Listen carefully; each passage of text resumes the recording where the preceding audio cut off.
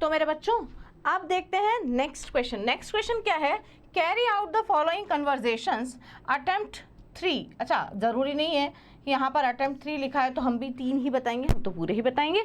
कौन कौन से कन्वर्जेशंस हैं? कन्वर्जेंस है ब्यूटेन 2 ऑन को 3 मिथाइल पेंटेन 3 ऑल में कन्वर्ट करना है।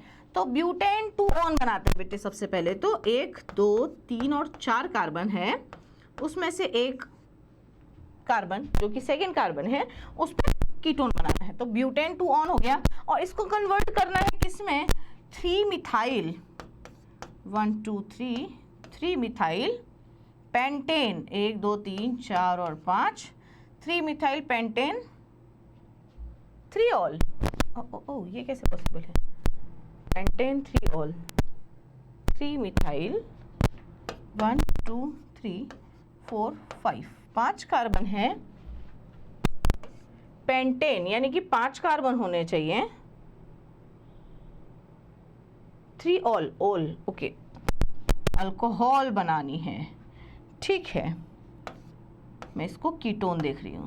तो जी ऐसा आपको कंपाउंड बनाना है। तो इसमें और उसमें मुझे एक चीज़ समझ में आई है कि 2 कार्बन ज़्यादा मुझे चाहिए। अगर मैं इसको इस तरीके से चेंज कर दूँ, देखिए थोड़ा सा ऐसा बना दूँ मैं इसको, तो कोई आपत्ति नहीं है।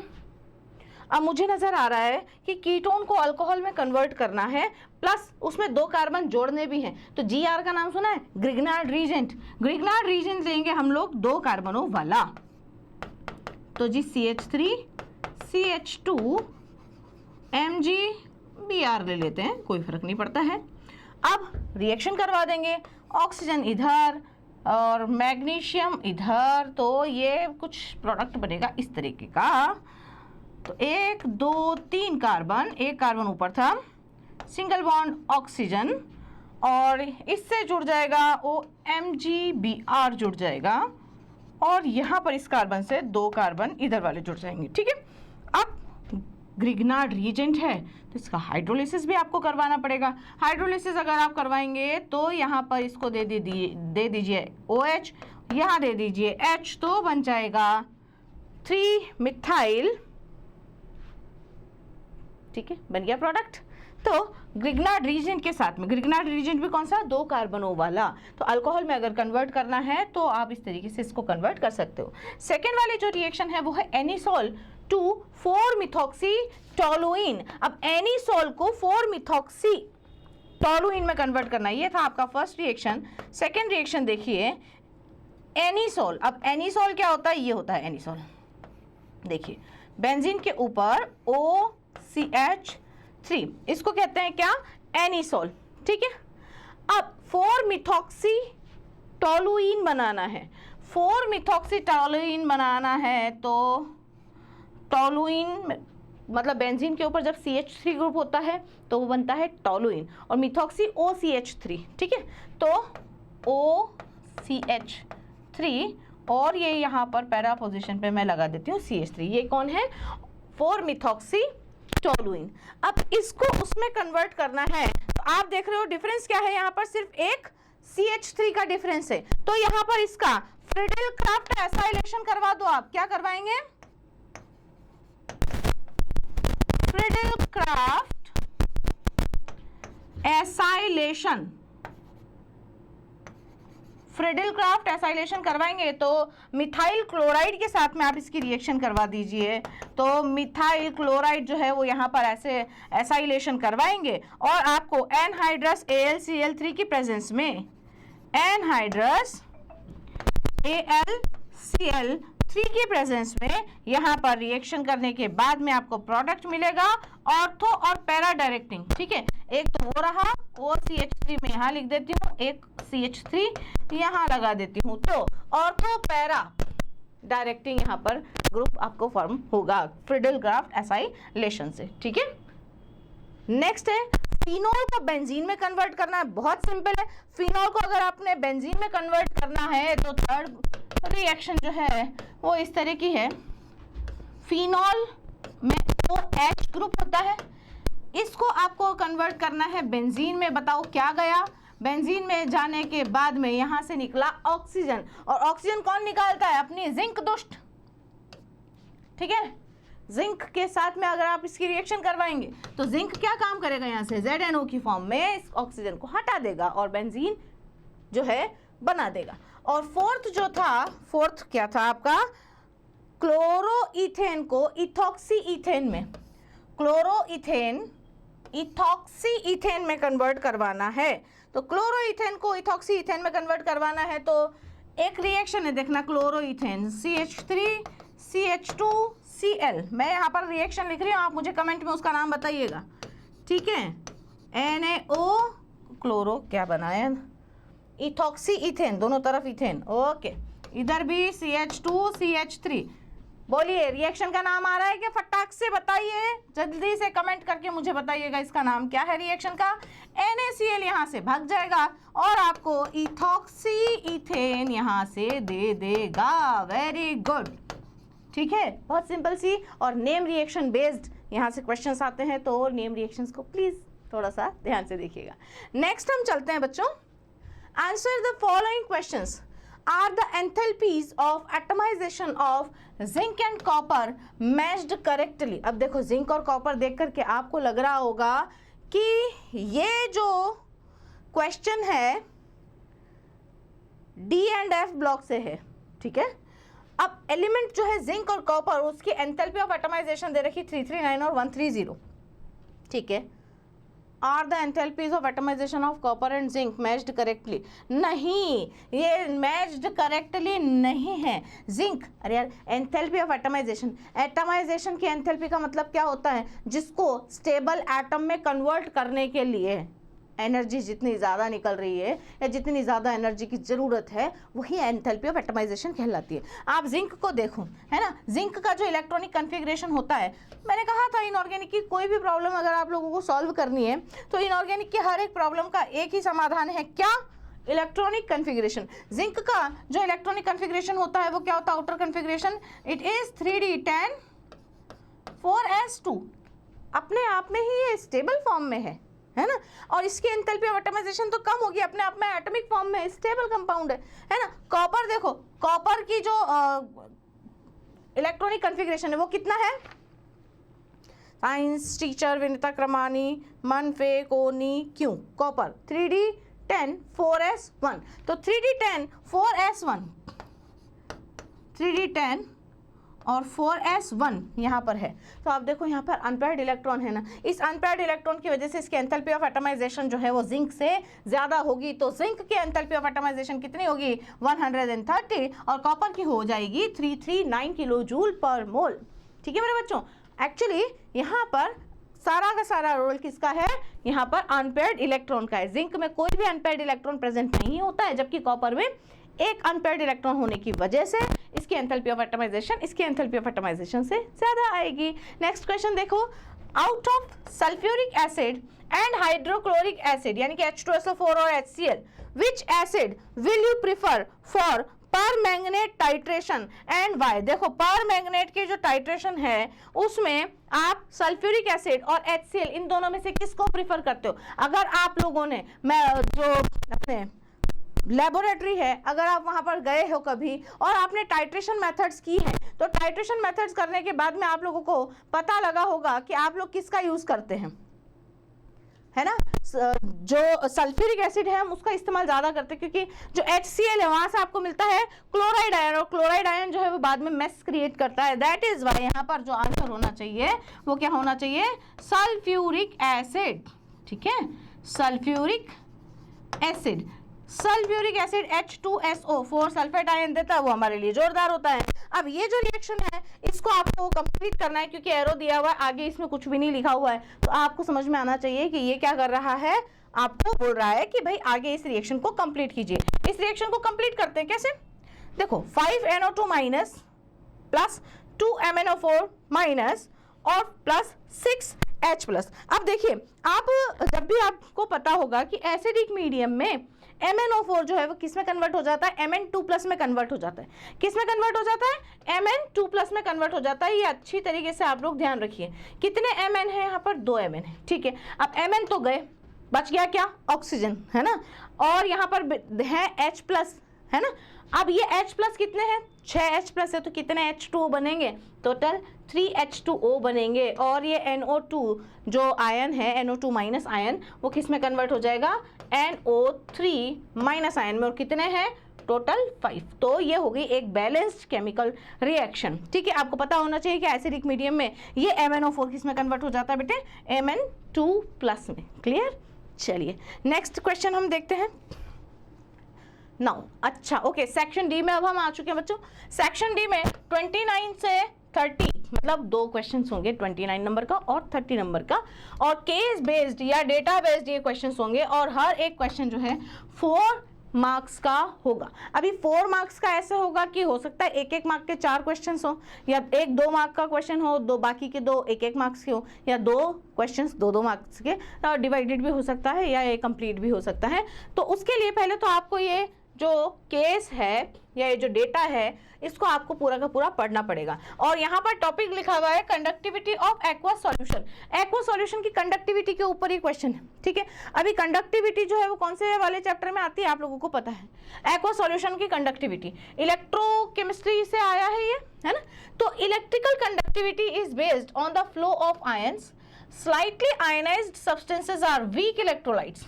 Weak acid and bases would be categorized as weak electrolytes because they do not completely dissociate in solution. बहुत अच्छी बात है. Highly ionized substances are strong electrolytes. Strong acids and salts are strong electrolytes because they completely ionize in solution. भाई सीधी सी बात है, weak electrolytes जो होते हैं वो solution में completely ionize नहीं होते हैं, इसलिए वो weak electrolytes कहलाते हैं, जैसा कि weak acids, weak bases या weak salts. ठीक है, और just a vice versa for strong electrolytes. ठीक है, the ions carry the electric charge through the solution, thus creating an electric current. The current, if sufficient enough, will light one or both LEDs. मतलब अगर जो current है, the ion carry the electric charge through the solution, thus creating an electric current. मतलब जो आपने electrolytes लिए हैं उसमें जब आपने इलेक्ट्रोड डाला और अगर वो पर्याप्त तरीके से आपको करंट दे रहे हैं तो फिर दोनों एलईडीज जल सकते हैं। विल लाइट वन या दोनों, एक या दोनों एलईडीज वहाँ पर जल सकती हैं। On a conductivity meter shown at right. इस कंडक्टिविटी मीटर से आप देख सकते हैं कि यहाँ पे जो इलेक्ट्रोलाइट है बीकर के अंदर है ना, बीकर के अंदर क्या है, ये लिक्विड इलेक्ट्रोलाइट। ठीक है, इस इलेक्ट्रोलाइट में अगर पर्याप्त चार्ज हुआ तो इस कॉपर इलेक्ट्रोड के थ्रू लगा हुआ ये जो चिप है इसमें एक रेड और एक ग्रीन लाइट आपको जलती हुई नजर आ रही है। अगर पर्याप्त करंट होगा तो दोनों लाइटें जल जाएगी, या दोनों में से कोई एक लाइट भी जल सकती है, और करंट प्रवाहित नहीं हो पा रहा है या करंट जो है वो उसमें सफिशिएंट अमाउंट में नहीं है तो फिर ये नहीं भी जलेंगे। ठीक है, now The meter has a 9 volt battery. अब इस मीटर में पीछे की तरफ यहाँ पर बैटरी आपको नजर आ रही होगी जो कि कितने वोल्ट्स की है, 9 वोल्ट्स की। इसका मतलब इलेक्ट्रोलाइट्स को यहाँ पर कितने वोल्ट का करंट लगभग कैरी करना पड़ेगा, कम से कम 9 वोल्ट्स का तो करना ही पड़ेगा। 2 पैरेलल कॉपर इलेक्ट्रोड्स, देखो 2 पैरेलल कॉपर इलेक्ट्रोड्स आपको नजर आ रहे हैं। देखो एक तो ये नजर आ रहा होगा और एक ये नजर आ रहा होगा, आ रहा बच्चों। तो 2 पैरेलल आपको कॉपर के इलेक्ट्रोड्स नजर आ रहे हैं and 2 LEDs, one green and one red. The conductivity of a solution can be tested by switching the meter on and dipping the copper electrodes in the solution to be tested. देखा आपने अभी जो photo में दिखाई दे रहा है कि जब तक आप कॉपर के इलेक्ट्रोड्स को सॉल्यूशन के अंदर डिप नहीं करोगे तब तक वो लाइट्स नहीं जलेगी, या जब तक स्विच ऑन नहीं होगा तब तक लाइट्स नहीं जलेंगी। Substances that do not conduct an electric current are called non electrolyte. अगर ऐसा सब्सटेंस आपने ले लिया जो इलेक्ट्रिक करंट को कैरी नहीं करता है तो नॉन इलेक्ट्रोलाइट कहलाता है ना। अब non electrolytes do not ionise, ionise भी नहीं होते हैं। They do not contain movable ion, ना ही है अपने अंदर से आयंस को मूव करना अलाउ करते हैं। तो the LEDs of a conductimeter will not light because there is no ions to carry the electric current, यानी कि यहाँ पर कोई इलेक्ट्रिसिटी जनरेट नहीं होगी और एलईडीज भी जो है वो नहीं जलेंगी। Now the table given below is a guide to the possible conductivity measurement. Okay, अब यहाँ पर एक टेबल दी हुई है, उस टेबल को हम यहाँ देखते हैं। देखिए रेड एलईडी जो है वो ऑफ है, इसका मतलब नॉन इलेक्ट्रोलाइट है। है ना, नॉन इलेक्ट्रोलाइट है। और यहाँ ग्रीन एलईडी है, ये भी ऑफ है, इसका मतलब यहाँ पर जो आपका सॉल्यूशन है वो कैसा है, नॉन इलेक्ट्रोलाइट का सॉल्यूशन यहाँ पर दिया हुआ है, यानी कि आपका जो कंडक्टिविटी में जो इलेक्ट्रोलाइट है वो कैसा है, नॉन इलेक्ट्रोलाइट। ठीक है, रेड वाली एलईडी अगर डिम है, डिम से मतलब है कि वो बहुत धीरे धीरे जल रही है, तो इलेक्ट्रोलाइट आपका कैसा होगा बच्चे, वीक इलेक्ट्रोलाइट होगा। ठीक है, और इधर ग्रीन एलईडी तो ऑफ है, इसका मतलब इसके अकॉर्डिंग देखा जाए तो यहाँ पर ये नॉन इलेक्ट्रोलाइट की तरह बिहेव करेगा, यानी कि कंडक्टिविटी कैसी है इसकी, लो। ठीक है, मीडियम, अगर रेड एलईडी जो है वो मीडियम लाइट के साथ में जल रही है, मीडियम लाइट के साथ में जल रही है और ग्रीन एलईडी बिल्कुल ऑफ है, तो इसको आप बोलेंगे नॉन इलेक्ट्रोलाइट यहाँ पर है। और यहाँ पर ये मीडियम लाइट जल रही है तो इसका मतलब ये वीक इलेक्ट्रोलाइट है ना, इसीलिए मीडियम यानी कि वीक और नॉन इलेक्ट्रोलाइट का अगर मिक्सचर आप बनाते हो तो वीक इलेक्ट्रोलाइट बनता है, जिसकी वजह से सिर्फ रेड एलईडी जल पा रही है। नाउ रेड एलईडी अगर ब्राइट लाइट के साथ जल रही है, इसका मतलब यहाँ पर जो इलेक्ट्रोलाइट है वो कैसा है, स्ट्रांग है बच्चों। बट ग्रीन लाइट कैसी है, डिम। तो ग्रीन लाइट के बिहाफ पे हम देखेंगे तो ये कैसा है, डिम है ना, तो ये वीक इलेक्ट्रोलाइट है। ठीक है, अभी वीक इलेक्ट्रोलाइट्स कैसे बनते हैं या वीक जो सॉल्ट्स होते हैं, देखो strong acid, strong base and strong salts are the examples of strong electrolytes, but example of weak acid, weak base and weak salts। अब weak salts में आपको पता है ना, एसिड और बेस दोनों को मिला करके सॉल्ट बनता है, तो वीक एसिड वीक बेस को मिला करके वीक सॉल्ट बनेगा, या दोनों एसिड या बेस में से दोनों भी कोई एक वीक होगा, मतलब वीक जो सॉल्ट बनेगा वो मैं बता देती हूँ आपको। वीक सॉल्ट कैसे बनता है, वीक सॉल्ट कैसे बनता है, वीक एसिड और वीक बेस को मिलाने के बाद में, ऐसे ही वीक एसिड या स्ट्रॉन्ग बेस भी अगर आप मिलाओगे तो दोनों में से एसिड तो वीक है ना, तो वीक बनेगा। ठीक है, नाउ स्ट्रॉन्ग एसिड और वीक बेस को भी अगर आप मिला के सॉल्ट बनाते हो तो भी आपको कैसा मिलता है, वीक सॉल्ट मिलता है। वाइल अगर मुझे यहाँ पर स्ट्रॉन्ग इलेक्ट्रोलाइट देखना हो, स्ट्रॉन्ग इलेक्ट्रोलाइट देखना हो तो स्ट्रॉन्ग सॉल्ट का एग्जाम्पल भी यहाँ पर देखना पड़ेगा, क्योंकि स्ट्रॉन्ग एसिड स्ट्रॉन्ग बेस सभी को पता होता है। स्ट्रॉन्ग सॉल्ट कब बनता है, जब स्ट्रॉन्ग एसिड हो और स्ट्रॉन्ग ही बेस हो, दोनों स्ट्रॉन्ग होने चाहिए। तो इस वाली कंडीशन से बनने वाला जो सॉल्ट होता है वो स्ट्रॉन्ग सॉल्ट होता है, बाकी सारी कंडीशन से जो भी सॉल्ट बनते हैं वो वीक सॉल्ट होते हैं। तो स्ट्रॉन्ग, मान लीजिए ये एसिड है, बेस है, कुछ भी है, तो एक स्ट्रॉन्ग है एक वीक है, तो क्या बनेगा, वीक इलेक्ट्रोलाइट बनेगा। ठीक है, तो कंडक्टिविटी जो है किसकी वजह से है, वीक इलेक्ट्रोलाइट्स की वजह से, है ना। यहाँ पर मैं इलेक्ट्रोलाइट्स के लिए लिख देती हूँ, है ना। यहाँ पर इलेक्ट्रोलाइट कैसा है, इलेक्ट्रोलाइट है ही नहीं। ठीक है, यहाँ पर एक वीक है एक नॉन इलेक्ट्रोलाइट है, तो ये भी कैसा है, वीक इलेक्ट्रोलाइट है।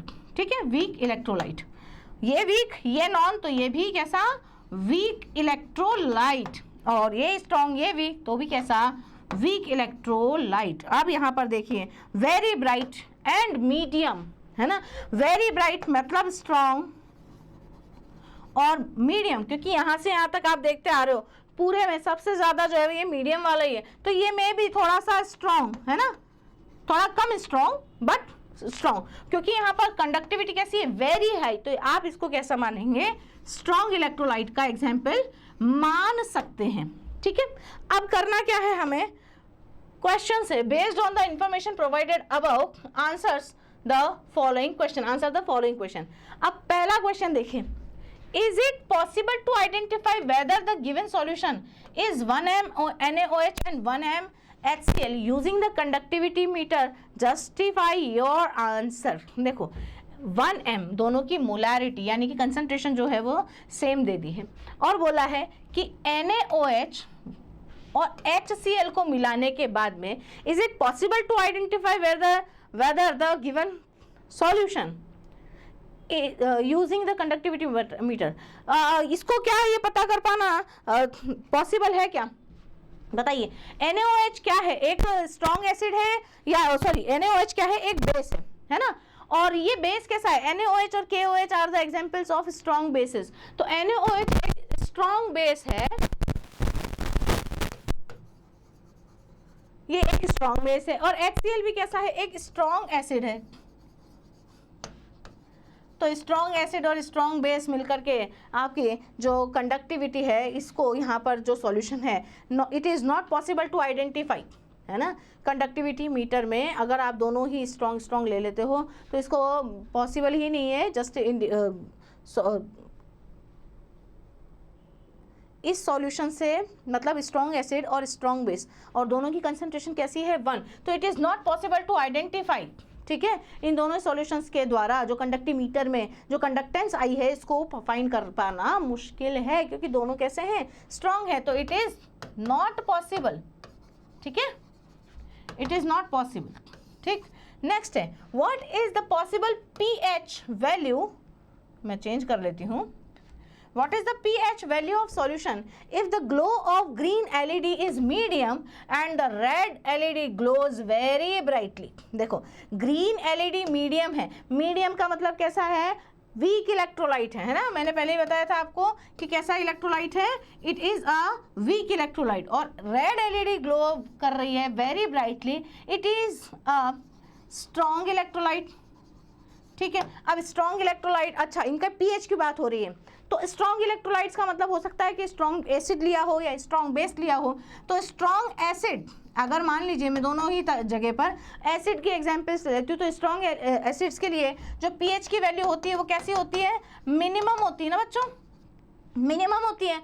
और ग्रीन लाइट जो कि एक वीक इलेक्ट्रोलाइट का एग्जाम्पल है, तो इसका मतलब वीक एसिड लिया हुआ होगा, है ना, और वीक एसिड के लिए अगर हम pH की बात करें तो pH की वैल्यू जो है वो मैक्सिमम होनी चाहिए, है ना, 1 से लेके 14 तक इसकी वैल्यूज होती हैं। अगर बेस भी लेना चाहते हो तो स्ट्रॉन्ग बेस के लिए जो pH की वैल्यू है वो मैक्सिमम होती है, और वीक बेस के लिए pH की वैल्यू मिनिमम होती है ना, 1 से लेके 14 तक की आपको वैल्यूज होनी चाहिए। तो यहाँ पर ये बोल रहा है कि इसमें से pH की वैल्यूज कौन सी पॉसिबल होगी, glow of green LED medium के लिए pH मैक्सिमम होगा, मैक्सिमम मतलब 13, ठीक है, और ग्लोज वेरी ब्राइटली के लिए स्ट्रॉन्ग का मतलब है कि 1, तो 1 और 2 जो है 1 2 2 1, अच्छा 2 1 का एग्जाम्पल नहीं दिया हुआ है, ऑप्शन में ही नहीं है, तो first one is the answer, ठीक है। अगर यहाँ पर लिखा हुआ होता एक शब्द साइमल्टेनियसली तो फिर ये सेकेंड वाला पहले आता और फर्स्ट वाला बाद में आता, ठीक है। चलिए next, write down the observations if the conductivity meter is dipped in distilled water, है ना, डिस्टिल्ड वाटर के अंदर, okay, write down the observations if the conductivity meter is dipped in distilled water. अच्छा, ये जो कंडक्टिविटी मीटर है अगर इसको डिस्टिल्ड वाटर के अंदर डाल दिया जाए तो सॉल्यूशन ए में रेड लाइट जो है वो bright, green light dim, red light B वाले सॉल्यूशन में डिम और green light off. Refer to the table given below and draw the molecular conductivity versus concentration curve for solution A and B. तो देखो ये आपको molar conductivity वाला curve जो है वो बनाने को बोल रहा है। कॉलर-आउश कर्व आप लोगों को पता होगा, कॉलर-आउश कर्व जो है स्ट्रॉन्ग इलेक्ट्रोलाइट्स और वीक इलेक्ट्रोलाइट्स दोनों पर काम करता है। यहाँ पर ये लैम्डा एम और √c के बीच में यहाँ पर कर्व देखेंगे तो देखो रेड लाइट जो है वो ब्राइट, रेड LED जो है वो ब्राइट लाइट यहाँ पर दे रही है, तो इसका मतलब ये कैसा है, सॉरी ये है ब्राइट लाइट देने की वजह से स्ट्रॉन्ग इलेक्ट्रोलाइट, ठीक है, तो ये हो गया स्ट्रॉन्ग। और ये डिम दे रहा है, डिम दे रहा है और ग्रीन की वजह से तो ये बिल्कुल ऑफ ही है, तो हम इसको मानेंगे कैसा, वीक इलेक्ट्रोलाइट। तो जो कॉलर-आउश अंकल थे उन अंकल ने स्ट्रॉन्ग इलेक्ट्रोलाइट्स और वीक इलेक्ट्रोलाइट्स के लिए ग्राफ बनाए थे। स्ट्रॉन्ग इलेक्ट्रोलाइट के लिए ग्राफ जो था वो कुछ इस तरीके का बनाया था कि एक्स्ट्रापोलेशन ऑफ ग्राफ की वजह से आप जो है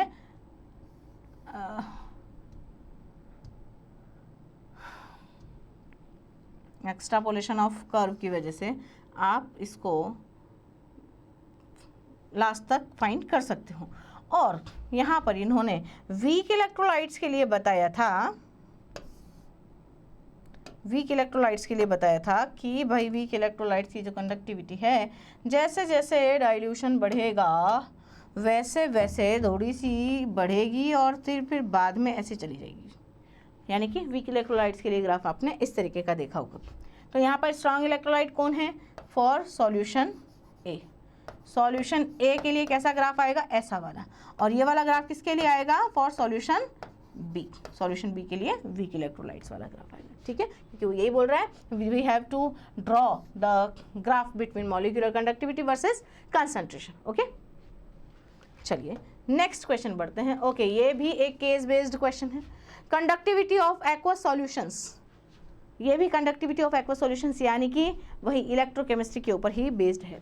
तो देखिए, conductivity meter is a device which is used to identify whether the given solution is strong, weak and non electrolyte. The meter has a 9 volt battery, वैसा का वैसा ही है, 2 parallel copper electrodes and a 5-point scale to measure conductivity of a solution. The conductivity of a solution can be tested by switching the meter and dipping it into the copper electrodes into the solution to be tested.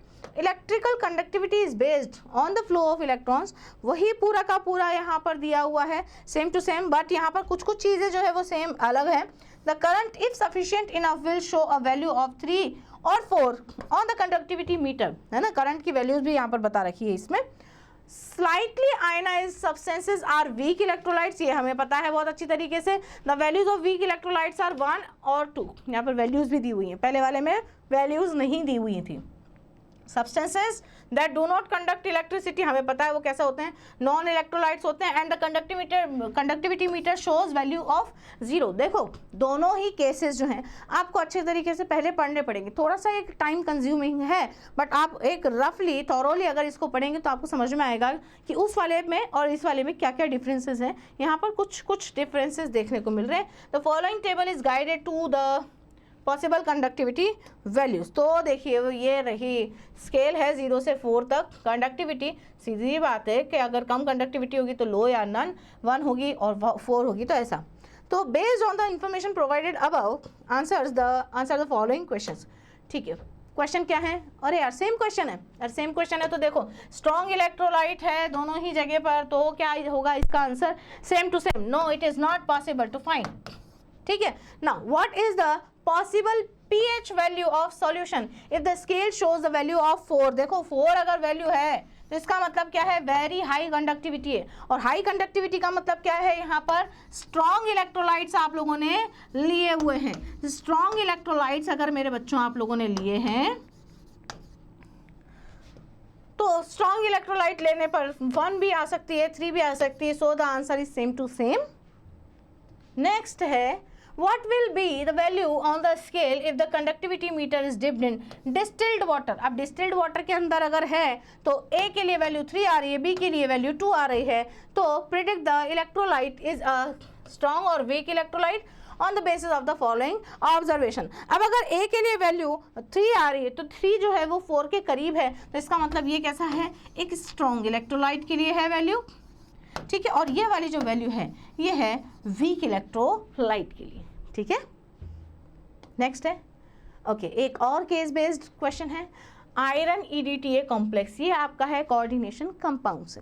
Coordination compound से आपको EDTA ethylene diamine tetra acetate food fortification is defined as the practice of adding vitamins and minerals to commonly consumed foods during processing to increase their nutritional value. It is a proven safe and cost effective strategy for improving diets and for the prevention and control of micronutrients deficiencies.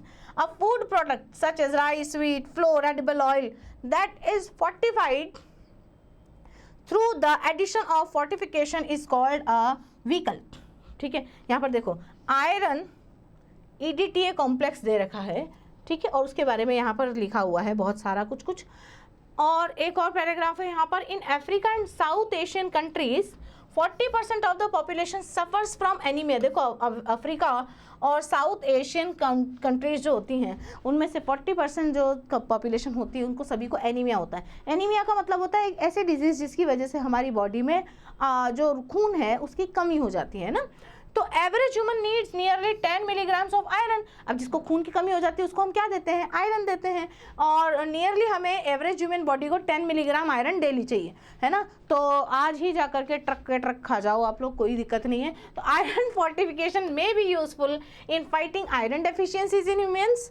reduced iron and several iron salts have been used in the past as iron fortification. However, not all are suitable for this purpose. In terms of iron absorption, जरूरी नहीं है कि जितना iron आपने खाया वो सारा का सारा आपकी बॉडी ने अब्जॉर्ब कर लिया, है ना। आयरन अब्जॉर्ब होना भी बहुत जरूरी है, ठीक है। Recent studies have shown that beverages containing sugar fortified with either ferrous sulphate या Fe3 EDTA Fe3 EDTA समझे, यानी कि आयरन के ऊपर कौन सा चार्ज है 3+, यानी कि वो फेरिक आयन है। Complex have high rate of absorption of iron, यानी कि आपको ऐसा आयरन खाना है जिसमें आयरन जो है उसके ऊपर 3+ चार्ज हो और जो EDTA के साथ में कॉम्प्लेक्स फॉर्मेशन कर रहा हो। Now ferrous sulphate as well as ferric EDTA is suitable to enrich sugar, but while iron from ferrous sulfate is precipitated and poorly absorbed। देखो अभी यहीं कहीं बोला है ना कि यहाँ से बहुत सारे आंसर्स आप लोगों को मिलने वाले, तो इसको स्किप मत पढ़ना है पूरा का पूरा, समझे। मैं यहाँ पर इसीलिए पढ़ रही हूँ। तो इस प्रेसिपिटेटेड, क्योंकि फेरस सल्फेट में Fe2+ आयन है और ये EDTA के साथ भी नहीं है, तो ये पुअरली अब्सॉर्ब होगा। कारण समझो, when fortified sugar is added to beverages such as tea या Fe3 EDTA react slowly with tea and iron is not precipitated for at least 24 hours. तो देखो एक बार खाओगे 24 घंटे चलाओगे, ठीक है। Now Fe3 EDTA as iron fortification has demonstrated so far more advantages than that observed from other iron salts including ferrous sulfate, but EDTA is a chelating agent। Chelate बना लेता है, रिंग का फॉर्मेशन कर लेता है ना, chelating ligand बना लेता है, तो आयरन को बढ़िया पकड़ के रखता है, जाने नहीं देता है ना। And it's use in food technology to prevent oxidative damage of food has been restricted, है ना। Excessive consumption of EDTA can cause abdominal cramps, nausea, low BP, damage of kidney, ये सब भी हो सकता है। ज़्यादा मत खा लेना। हाँ, एक तो मेरी पहले वाली बात, मजाक को जो है वो उसको सीरियसली ले लो और जा करके सारे ट्रक खा जाओ आप लोग, ऐसा नहीं करना है। तो according to National Institute of Health it is unsafe to consume more than 3 grams of EDTA per day या continuously for more than 5 to 7 days। लगातार 5 से 7 दिन तक 3 ग्राम से ज़्यादा EDTA आपको नहीं लेना है। The amount of EDTA necessary for 10 mg of iron fortification is about 60 mg. This is within the safe limits and is comparable to the usual amount of added to the diet। ठीक है, आगे भी है क्या? ओहो, अच्छा ठीक है। Now, based on the information provided above, answers the following questions। Answer the following question आ गया। हर्ष, बहुत सारी तो इन्फॉर्मेशन मिल गई होगी आप लोगों को इस पूरे पैराग्राफ से, है ना। अब उस पैराग्राफ को इन्फॉर्मेशन है वो आप बाद के लिए यूज़ करना, पहले आप एग्जाम्पल्स वो जो दिया हुआ है उसके आंसर्स देना। Why is Fe3 EDTA complex stable as compare to ferrous sulphate? क्योंकि EDTA, अरे रे EDTA जो है एक कीलेटिंग लिगेंड है, बोला था ना, कीलेटिंग लिगेंड है and form stable complex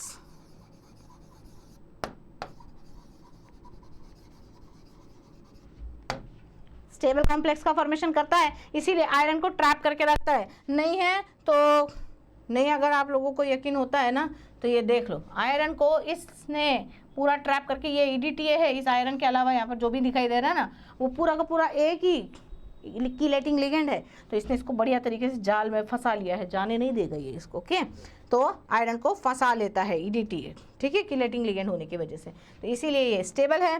then what happens when hard water is titrated against Na2 EDTA?